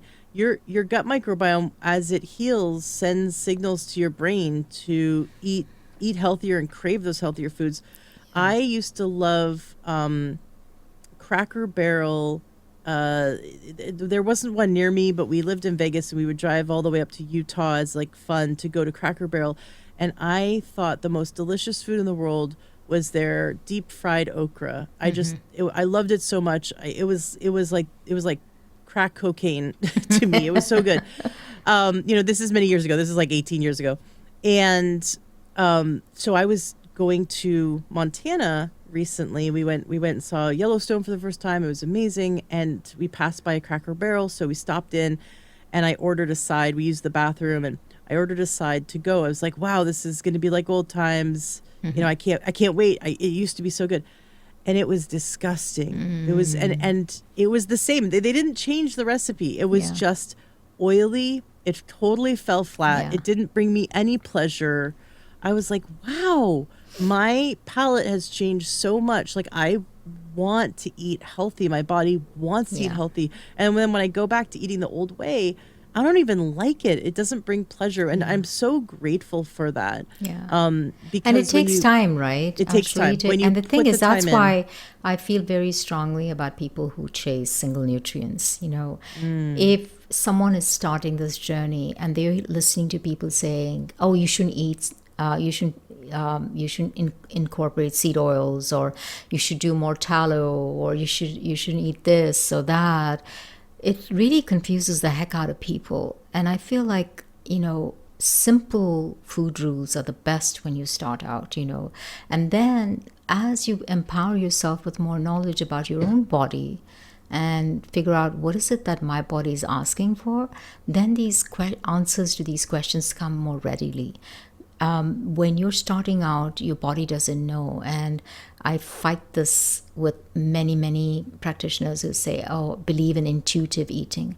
Your intuition is completely off. How are you going to intuitively know what to eat when you've been eating poorly for so long? It's better to build the intuition first, by eating the right kinds of food, and then slowly tap into that inner wisdom that is now adapted to a pretty healthy way of eating, and then kind of say, okay, now I can trust my intuition. I've gone on many podcasts, and we've had many conversations about oils, seed oils, canola oil. I feel like we're going after the wrong things. Look at it from the big picture. What is helping us? So if someone was listening today and said, how do I create a healthy meal? You look at your plate and say, do I have adequate protein? And that can be plant or animal. It's up to you. Do I have several different colors? You don't even have to know the names of all of these different fibers. You just go by paint by numbers sort of thing, you know. Do I have purple? Do I have red? Do I have green? Have all of these greens? Do I have good fats? That's plenty to begin with. And then as you progress, then you can start saying, maybe I don't want to have too much oil in my diet because my LDL is high. You know, maybe I don't want saturated fat because my ApoB is high, or my LP little a, which is a genetic marker for cardiovascular disease, is high. So I don't want to do that. But if we start with too many rules, then the layperson gets confused and saying, I don't know. I think everyone's saying something different. I don't even want to follow it. I've seen this happen so often. Yeah. And it bothers me, you know, it bothers me to the core that we can't simplify this for people. But there's so much distraction, right? Every week we're seeing, like, all the listeners, within the next week, they're going to hear or see something on Facebook or, you know, Instagram or whatever, or a friend is going to say it, or they're going to get an email, or they're going to see a podcast or a TV show about a totally opposite thing you just said, like, oh, carnivore is the way to heal, and, you know, all plants are actually bad for you and they're all poison and we should all just eat meat all the time and organs. And then the next week they're gonna get some influencer talking about how raw vegan's the only way to go, and if you're eating any meat at all, it's, you know, you're killing yourself. And we're given completely opposite information on a weekly basis, so we're zigzagging, and then we kind of, like you said, get exhausted and just go back to our comfort foods. Whereas it's very confusing. And I think that every person who's listening should first of all ask themselves, what do I like to eat that is culturally, you know, what kind of cultural affinity do I have to food? And within those parameters, what are some foods that I would consider healthy? I mean, it starts with a simple question. And then within that, can I think of a life without animal protein? If the answer is no, then you have your answer. You pick the protein that's healthy. And within animal protein, you can look for lean chicken or lean turkey or fish. You know, there's so many different ways to do this. But if you are plant-based, then you could still get the protein. You know, I mean, just find things that work for you and for your cultural affinity to a certain cuisine. You know, that's important too, because we're talking sustainability of food choices, and that doesn't happen. Like, I had a client who said, well, everyone keeps saying Mediterranean food is the best way to eat, but I'm Indian. I love my roti and dal. What am I supposed to do? And it really hit me. You know, I said, this is the problem. You know, we are a melting pot. We have different cultures here. And you tell a Chinese person or an Indian person, eat only these foods from this culture, they're going to laugh at you. Like, they may do it for a week or two, but it's not going to be sustainable. So every culture has something amazing and exciting to offer. It just becomes, you just become that detective to go seek the foods that are good for your body, I think. And like you said, start small, get color on your plate. Sorry, but do you agree? Do you feel like that's where we are? You know, just. I think that people are getting inundated with too many directions, and it's confusing. You know, you hear olive oil is really good for you. All oil is bad for you. Tallow is really good for you. Tallow is really bad for you. Just like on and on and on. And then we're inundated with supplements and superfoods. And I think that, and then like our pickers off, like our intuition and our eating intuition is off because we're dopamine seeking. We're used to eating hyper palatable foods. Yeah. So coming back to, what does my body need to be in optimal health? And not just physical optimal health, but also emotional, mental optimal health. Mm-hmm. And just coming back to, like you said, it's you can eat a healthy way in any culture. Just like, you know, you shift the herbs, shift the vegetables. Now you've got a different culture, right? So play around with it. Yeah. But you've got to make it so it's sustainable, right? So you have to do, like, I've figured out ways to make cooking, like I make 15-minute meals for my family and they're healthy, but I've got a system. So Yeah. that's something that I played with and Yeah. worked on. So I think we agree on that. Like systems are important. Working with that system until it becomes a habit is important, and keeping your food rules very simple is important when you start. If not, if you listen to every influencer out there and everyone's talking about singing a different song, it's going to confuse the heck out of you. And a lot of times they may not have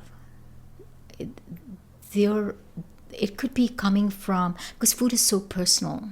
Food is such a personal thing that you don't know if it's coming from an evidence-based perspective or if it's coming from their own likes or dislikes. And that's one of the reasons I never share with my clients what my personal belief in food is, because what does it matter? How is this going to help a client? Because their bodies are very different from mine. I come from a different genetic pattern. I struggle with insulin resistance, because my entire family is insulin resistant. So will that help someone who is completely okay and who's insulin sensitive? No, they may need a completely different diet. So it really doesn't matter what I eat or what kind of supplements I take, because that's not going to help the next person, because they're so unique. Their bodies are unique. It's very bio-individual. So we just need to kind of speak to that person and what their needs are. I agree with you that on so many levels that we are individual, and there are certain universal truths like what helps the gut. There's for everyone, right? What can help feed the gut, what can help build it back. For those who are really struggling, that have a very bad dysbiosis, what are the first steps that they can take? Like people who are very intolerant to sudden changes, like adding even half a cup of beans would be a problem. Yeah. Because they have so much dysbiosis. Maybe they have they've got GERD, or they have Yeah. fungal overgrowth, or small intestinal bacterial overgrowth.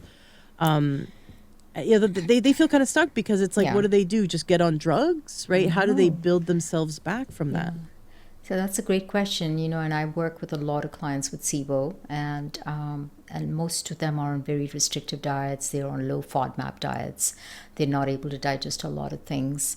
So that's so we start very simple with what they can indeed digest. A lot of them are able to do like white rice, pasta, things like that.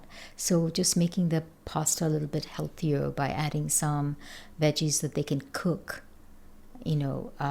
They're not, if they're not able to handle salads, because that requires an incredible digestive power to be able to do raw salads, starting with some cooked food or a smoothie that's completely mashed up is a good starting point, and including adding some enzymes to digest that food until your body is able to make its own enzymes is a good starting point. And cutting out all the other junk, just crappy processed foods and things like that. When you're not able to eat, and when you feel like, gosh, I don't know how food is going to affect me, it's just a very stressful thing, and starting small and starting with one thing at a time and really testing it out in different scenarios may be better than adding a whole bunch of different foods. And I have taken my clients from low FODMAP to medium to high FODMAP, and it takes discipline, it takes time, but it can be done. And there's a time when you can actually enjoy this bounty that Mother Earth gives us, but it doesn't happen overnight. But with the help of some enzymes and with your habits like chewing your food and being mindful, and really understanding there's a gut-brain aspect in this, and respecting that and slowing down, I think digestion becomes so much. Digestion becomes easier because you are resting and digesting rather than being in fight or flight all the time. So it cannot be a one-prong approach to digestion. You need to look at all of the different things. Are you hydrating well? Are you sleeping well? Are you exercising? Because that can affect your gut motility. It can affect the amount of gut diversity that you have. Do you have some biohacks for stress? Do you know how to handle the stress that comes into your life? We all have different ways that we handle stress. Do you have a community that supports you when you take on a new way of eating? If you and your partner are eating very differently, I promise you it's not going to last. It just becomes very challenging. So having that support system is really important. Are you invested in your own self-care? These are questions that everyone should ask of themselves. That kind of sets a system to base your life and make it sustainable. I love it. If you could redesign the way children are taught about food and the body from day one, what are some gut healing lessons and gut health sustaining lessons would you build into their curriculum, or something that parents would benefit to teach their children? Gosh, Ashley, this is something I'm so passionate about because I'm going to be a grandmother soon. And congratulations. Thank you. And I think it was about maybe 1 year ago or 2 years ago, I saw this commercial, and you may remember this. It was this guy who's convincing his son.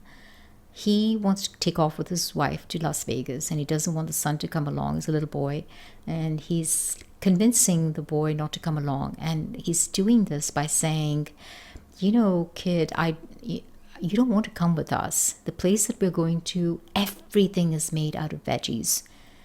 There's broccoli ice cream, broccoli this, broccoli that, and he just creates a scenario of really a very distasteful kind of experience based on veggies. And the kid kind of wrinkles his nose and says, I don't want to take part in it. And it was supposed to be a funny commercial, but I really took offense to that, because what are we telling everyone who's listening, that it's okay for you to make fun of a food group that is so important for our children?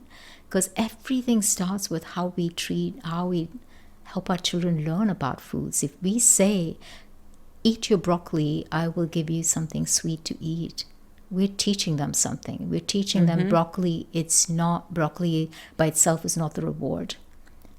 A commercial like that tells us that veggies are a punishment. So we need to change that first by making kids excited about cooking, getting them into the kitchen, showing them the wonders the things that we can do with vegetables and fruits and things like that. And I think that's a starting point, and that comes from it's a parental thing. We have a responsibility, to raise them to understand that this is important. Food is medicine. And once we get them excited about it, kids are sharp. They'll pick up. And so when I hear a parent saying, oh, my son doesn't eat these vegetables, or my son doesn't like all of this, or my daughter doesn't like it, I just look at how the parents are eating. And then you have an answer, right? So it really comes from us. Like I remember when my daughter went to college, she called me and she said, Mom, thank you so much for teaching me how to eat. Because she was looking around and she was seeing how the other kids were gaining weight. They were throwing up every day, just binging on alcohol and things like that. And she kind of sailed through her college days because she had a system in place. And that's, I think, a parental responsibility. They may not love you for it when the neighbors are eating Twinkies. That's not going to fly well with children. They're saying, but why can't I eat that? I know, because my kids used to ask me that. And I would go deep into the science and explain it to them in kid language, talk about the responsibility towards these partners that they have within them. And children are so smart and they are so caring. Once you explain to them that there are creatures living within us who really are looking to us for food, it's incredible how they respond to it. Absolutely. I've always had a rule in the house that my son has to eat at least one vegetable a day, if not more. And he gets to choose if it's raw or if it's cooked. He actually prefers raw. So I will serve him up, a bowl full of something and he will munch on it. Because again, snacks. and we've had these discussions about choosing processed food versus choosing whole foods. I like to do positive reinforcement with broccoli, for example. So anytime I see a kid who's grown, I'm like, "Oh, you must have been eating your broccoli," or "Oh, if you want to be taller than your sister or taller than your brother, you need to eat more broccoli." And there'll be one kid who's taller, and he'll be smiling ear to ear, and he's like, "I love broccoli. I Yeah. eat it all the time." And then the shorter siblings like, "I don't like vegetables." I'm like, "See, well, your sibling is taller than you for a reason. You need to eat more broccoli." So we have these fun conversations. But like broccoli, for example, is one of the most powerful anti-cancer Right. vegetables that you can eat. It has compounds in it that help prevent cancer. Yeah. And if you have cancer, there's studies that show that it increases survivability. There was one Yeah. study that showed that I think it was lung cancer that Yeah, if you breast ate cancer especially. Anything that's hormonal, broccoli is fantastic because especially broccoli sprouts, they have something called sulforaphane, and all the cruciferous veggies have it. They have a compound called glucoraphanin, and when you mix something like radish with it, it has an enzyme called myrosinase. You can even simulate that by chewing the cabbage or the broccoli, and the myrosinase is released, and the two combined, you can actually make the compound sulforaphane, which is an anti-cancer compound. I love it.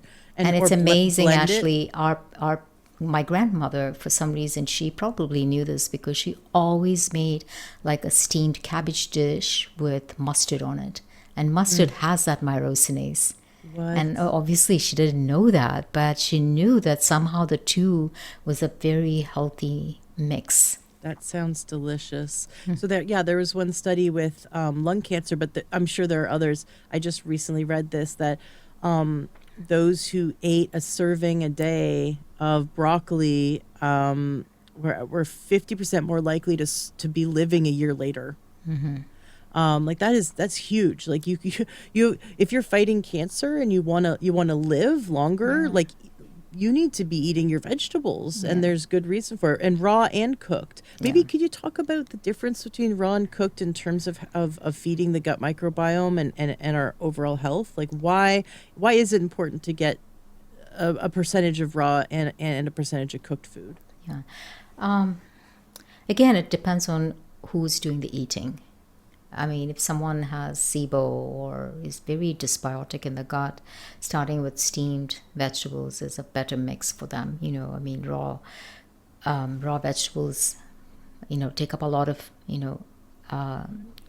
activity and enzymes and things like that. And if they're missing and lacking it, or they don't have the right bacteria, then it's going to be a little bit more challenging. But cooking sometimes just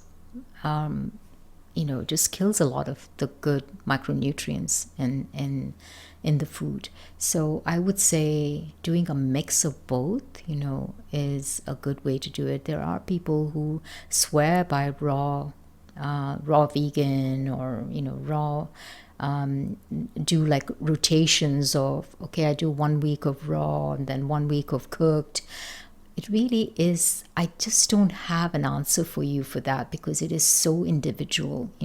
I personally, in the summer, I tend to be more raw because there's such an abundance of things, and I do it in a very experimental fashion. I say, okay, what's in my farmer's market, what's in my neighborhood market, let me just bring all of that and let's eat seasonally. I do believe eating seasonally does make a difference for the microbiome, because we have many studies from the Hadza tribe, and we've seen that the dry and the wet season changes the microbial profile. So, and I suspect that happens for us as well. So in the summertime, we have so many wonderful fruits and things like that, and that's when you need to eat it, not mango in dead winter. That doesn't help. So I do believe that, eating a mix of all of this. That's why starting with a green base like a salad, adding some, if you are not able to do sulfur compounds from cruciferous veggies, you get gassy, then steam it. It's not a big deal. Add some mustard to it so you're digesting it better. Add some fennel seeds so you can digest the cruciferous veggies better. So there's like all of these compounds help each other thrive. So it's it's a good way to You could add ginger and cumin. These things also ginger is a help with great digestion. carminative. It's good. great for flatulence. You can do turmeric, especially turmeric that stays in the gut. That's really important for as an antibacterial. So yeah. Okay, tell us a bit more about turmeric. I bet you know more about turmeric than that. Yeah, I mean, well, I grew up, like I remember when I was a kid, every time I would fall, my mom would make a paste of turmeric. I don't know what else she'd add to it. And that was what she would put for me to heal. And I would heal like right away. Like on your skin? On my skin. Okay. So that's a very Indian thing because we grew up with a lot of turmeric. And if you really look at research, Indians are not as prone to amyloid plaques and Alzheimer's. And a big part that they attributed to is our consumption of turmeric. Oh, interesting. As the curcumin compounds in turmeric really, really help. So I put it in everything. I put it in my curries. I put it, in just about everything. And I also take curcumin as a supplement. For me, that really helps, just taking it as a supplement because I believe that it really is keeps inflammation down. And I've heard it's really good to have a 16:1 ratio with pepper. So 16 parts turmeric to 1 part pepper. Just sprinkle a little bit of black pepper in there. Yeah, very little. You just need that pepperine to activate it, but you don't, And most of our foods, the curries, have a little bit of black pepper, or you do like a spice compound. You add a little bit of pepper to turmeric. I actually blend all of my spices together. So since I don't have the time to do this every day, I might just take fennel, I might take fenugreek, which is fantastic for blood sugar management, and I might add a little bit of turmeric and black pepper and cumin and sometimes coriander, blend it all together and drop it into my salad or something. It smells amazing, and I know it's got all these healthy compounds that really help. And I chew. You did ask me about my routine. One thing that I forgot to say is I do tend to chew on a clove every day. Oh. Because it's so high in antioxidants. It's the highest on the ORAC scale to measure, antioxidants, and your breath feels really fresh, and you just chew on one thing and just releases all of these compounds that are very high in antioxidants. So, and then if you're a sweet person, I would say mix up cinnamon, saffron, cardamom, nutmeg. Fantastic at night because saffron keeps you very calm. Nutmeg does too, and it's perfect to add into your make a little golden milk with saffron at night, and lulls you into this blissful sleep. Yes, and I add ashwagandha to that and turmeric. I do a little bit of coconut milk. Yeah. And now ashwagandha is different for different people, and ashwagandha is like the strength of the horse in Sanskrit. And if you are a guy, it kind of it's supposed to really help you with your, what strength, but it helps women very differently. So it depends on who's taking it, and it's not across the board great for everyone, and you have to be very careful about where you buy your ashwagandha because there's a lot of heavy metal exposure to Ayurvedic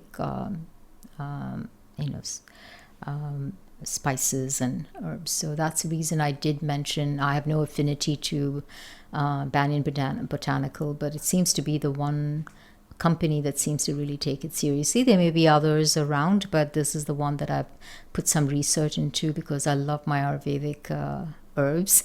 And Can you spell that for us? The botanical company? Banyan Botanical, like a banyan tree, BAN Y-A-N, Banyan, Botanical. Yeah.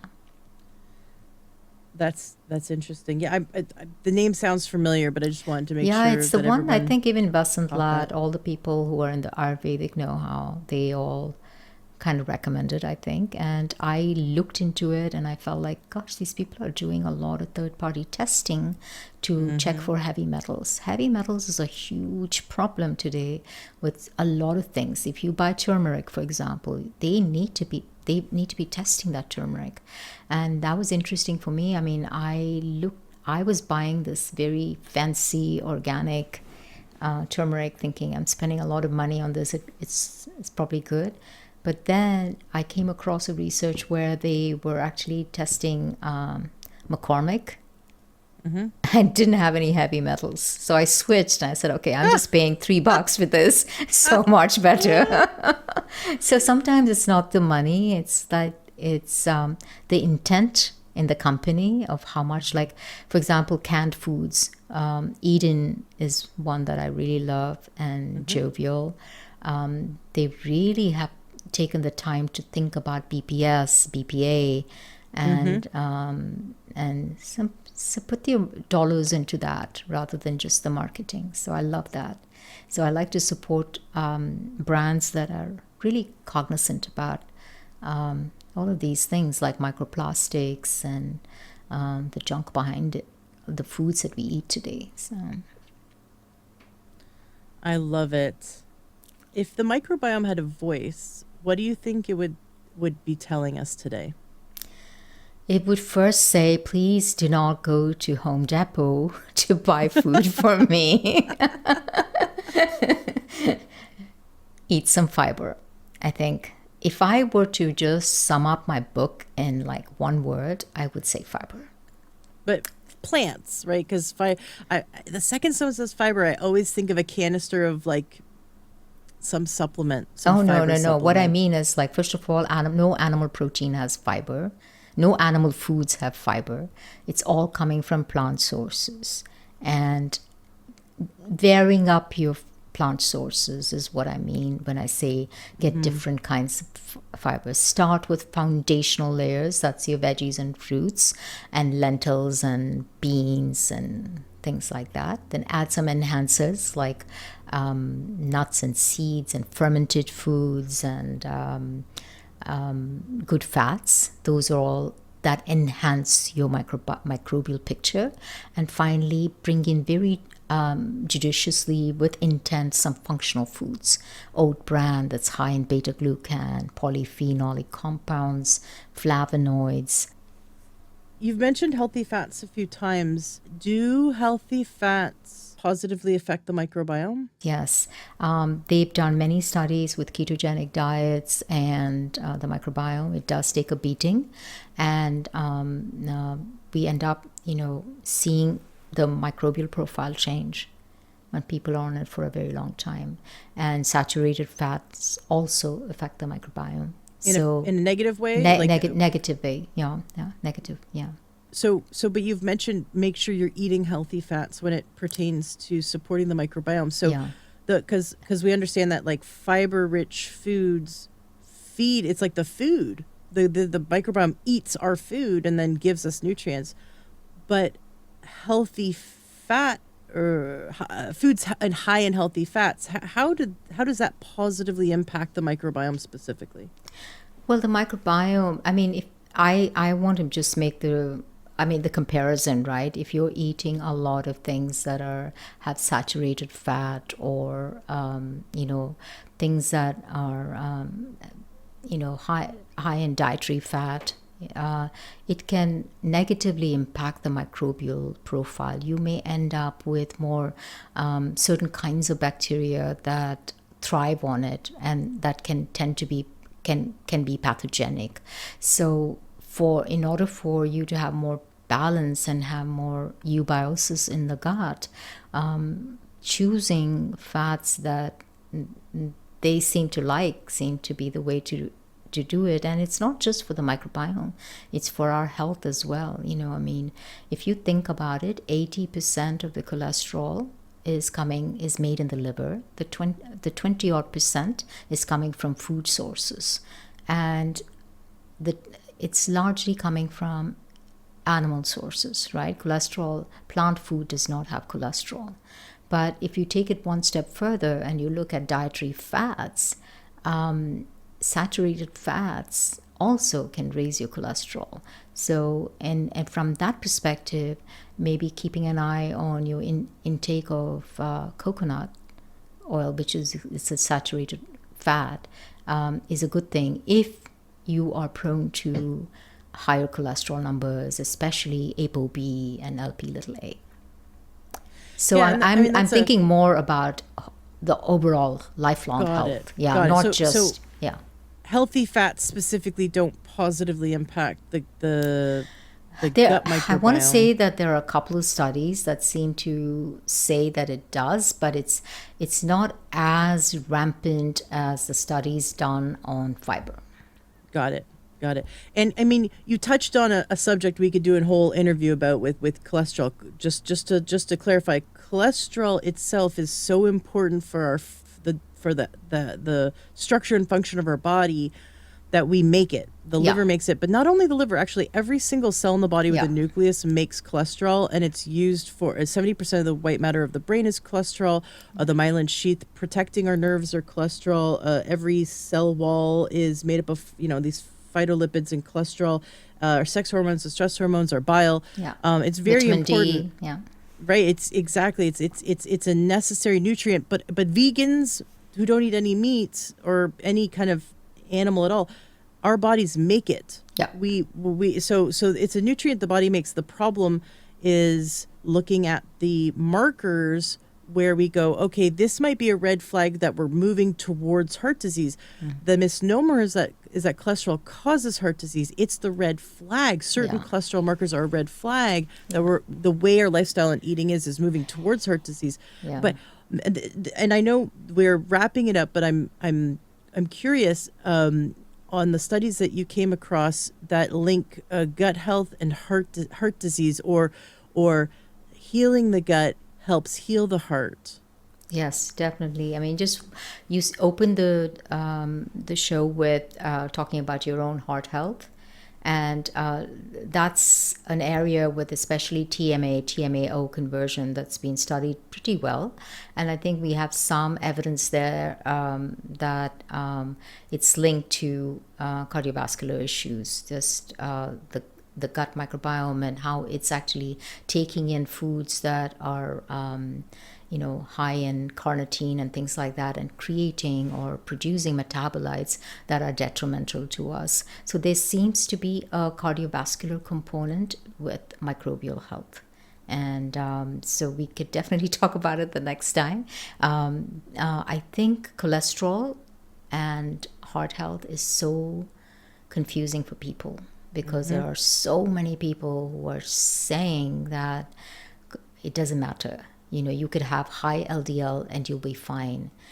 And there's absolutely no research to corroborate that. And I think people should look into research, look into good RCTs that are giving us information today, epidemiological studies that are telling us what kinds of food are really good for us when we have high cholesterol. Someone with an LDL of 500 cannot be healthy. I don't believe that. I think that it needs to be, this is something we need to discuss, and really look deeper into, like, what is your genetic marker? You could come from a family where there's no, you don't have a genetic marker like LP little a, and you have a better flexibility when it comes to the fats that you're choosing compared to someone like me who comes from a South Asian family where a lot of us have high markers of LP little a, and then it becomes our responsibility to check it, because today a lot of doctors are not checking these kind of things, ApoB and LPA. So if someone is listening, please go get a test done. It's simple. It's like $30 to get an ApoB done. So you have some answers then. And if your ApoB or your LPA is high, then your how you approach diet can completely change. And the problem is, depending on the doctor you see, they're going to just go, here's a drug. Yeah. Everything you're putting into your mouth is building you up or breaking you down. And if your labs are showing that you're not in great health, it's your responsibility to shift what you're putting in your mouth. A pill is not, you can't out supplement a bad diet. You can't out exercise a bad diet. You can't out drug a bad diet. And a lot of people think, well, I eat healthy, but if your labs are showing differently, then there needs to be changes. Yeah. And it's a sign of oxidative stress. That's the important thing to understand about the quote unquote bad cholesterol. It's a sign that we have too much oxidative stress in the body. You're probably not eating enough vegetables. You eat more fruits and vegetables. You cut out those seed oils, and like you said, trade the unhealthy fats for healthy fats. No, and a lot of it is like that's where the soluble and insoluble fiber comes in. It's so useful. I've had clients who have reversed their cholesterol numbers just from increasing their soluble fiber. And that's coming from your oats, that's coming from your nuts and seeds, that's coming from your flax, or psyllium husk. If you want to, really have a targeted approach towards bringing your cholesterol down. And it can be done, it just needs to be intentional. And there are people who say, I don't care, I'll take a statin. And that's a personal choice, right? Not everyone wants to go the food and diet and lifestyle route. But if that is your first step, then your doctor is not going to tell you anything about it. They don't have time in an 8-minute visit to tell you. They don't have any training. Doctors are not trained in nutrition. This is the most ludicrous. We live in an upside down society where we think the doctor is the authority of our health, but they have zero training when it comes to and it's supporting not our fair body's because ability to heal itself. the system is built for disease management. It's not built to look into patterns. It's not built into looking like, why are you struggling with this gut bloating? Why do you have these afternoon crashes? It's not built to ask you, how much diversity do you have in your gut microbiome? There's no time for all of that. But it is a system that works if you have like a heart attack or you break a bone, you go fix it. That's what our system's meant for. And the rest of it is our responsibility to empower ourselves with education and taking the next step. And it's getting so easy today, Ashley, to order your own tests. We live in a world that's fairly simple. You don't have to even go through the insurance model. You can get an ApoB test for like $20 or $30, and anyone can afford that. You just you go to your Quest Diagnostics and order a test, and then you know enough about it. Look at listen to people who are experts in the field, not influencers, but people who actually do lipid studies, and get your information from them, because they are the researchers who are doing behind the scenes work. They spend so much time and energy learning about this, and that's how I learned too. I don't ever listen to someone who's not a lipidologist, because it's not helping me, because what someone is everyone is saying something that works for their diet, but that's not what we want. We want something that works at a systems level. So I recommend nutritionfacts.org. It's a nonprofit, and it's so good at summarizing studies, and they have a lot of information about like the lipid studies and stuff. So I recommend that. And if anyone is like, well, I can't make all these changes, I'm just going to get on these cholesterol meds, I got to tell you, the cholesterol meds are a lie.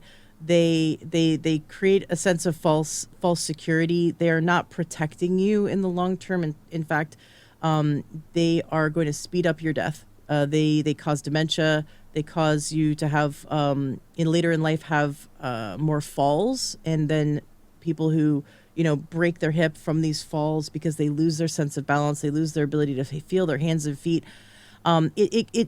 These drugs break you down, and they also prevent your liver from producing healthy cholesterol.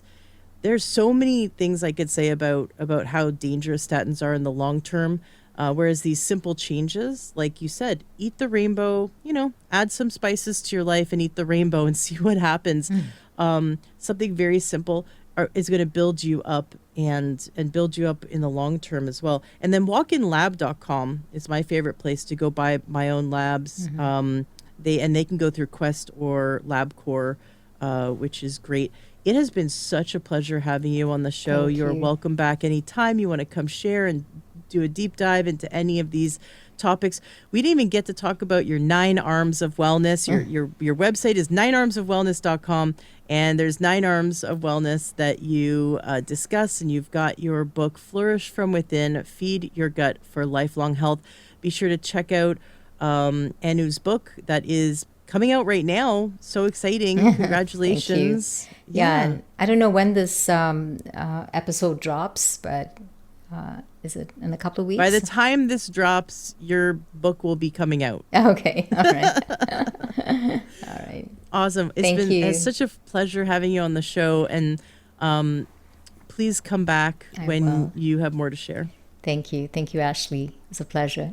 Hi, my name is Jennifer Saltzman, and I am the head coach at TakeYourSupplements.com. I wanted to share with you a testimonial that I received from a client of mine, one of the many success stories that I have, but this one just was very close to my heart because she's young and has struggled so much to regain her health and has had just such a phenomenal overcoming testimonial that I really wanted to share it today. She writes, "My name is Angela. I am 25 years old. I have been on a health journey that consists of an autoimmune disease, fibromyalgia, and other issues that left me feeling defeated and debilitated every day for 15 years.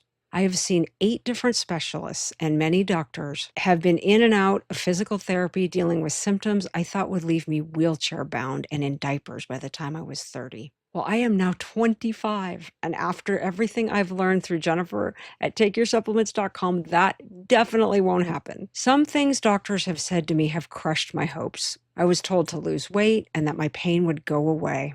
So I lost 90 pounds, and the pain was still there. My days were short, and after a 5-hour work shift or even a day of running an errand or two, I was left debilitated. So the doctors told me the pain was all in my head because I was previously diagnosed with fibromyalgia, the only diagnosis so many doctors agreed upon because they couldn't think of anything else despite me having some form of an immune disease. I felt hopeless and as if life was going to pass me by. There were times when I tried hiking 1 or 2 miles and I was unable to walk or function for days after. I was missing out on trips and adventures, and as embarrassing as it sounds, I was having BM bathroom emergencies so frequently, it was ruining my daily function. I could go on about the ways I was ill and what it kept me from, but honestly, after the progress I've made, a long list of symptoms I used to have become a blur of the past. When I finally decided to check out TakeYourSupplements.com, recommended through the Learn True Health podcast, I was immediately connected with Jennifer, who kept track of my overwhelmingly long list of complex symptoms and thoroughly created a personalized step-by-step plan. Her recommendations have changed my life, and the changes were practically instant. She put me on a complete digestive activation complex that has taken away all of my stomach pain, unnecessary bloating and gas, and she explained to me that the formula supports every stage of digestion from breakdown to absorption, designed to optimize stomach acid, bile flow, and nutrient assimilation. She recommended a cellular repair-focused diet, which not only has helped my stomach, but the food gives me energy and makes me feel really good. It reduces inflammation in my body, something no doctor ever told me about. When I first started with Jennifer, I took the TakeYourSupplements.com health evaluation, and I scored a negative 32. I just retook it and scored a 69. That's 100 points better in 5 months. Still room for progress, but my life nevertheless has been changed, and I am so happy. My days have been much longer and full of adventure. I have hiked the 4,000-footer mountains of New Hampshire, something I never thought I would be able to do. I have had successful days of workouts, errands, and work. The Learn True Health podcast and Jennifer at TakeYourSupplements.com have done more for me than any doctor ever has. And it all started with validation. I am now 25 and feel my life is just now starting. It's really hard to put into words just how much has changed for me. So I'll keep on living as actively as possible and learning as much as I can so I can finally take part in the beautiful things of life. I can't wait for the adventures to come with the hope I've been given through this program. If anyone out there hears this and feels their doctors are taking more than they're giving, give this a try. Thank you, Ashley and Jennifer. Your knowledge and expertise is a gift I cherish every day. Learn more and book your free health consultation today by visiting takeyoursupplements.com.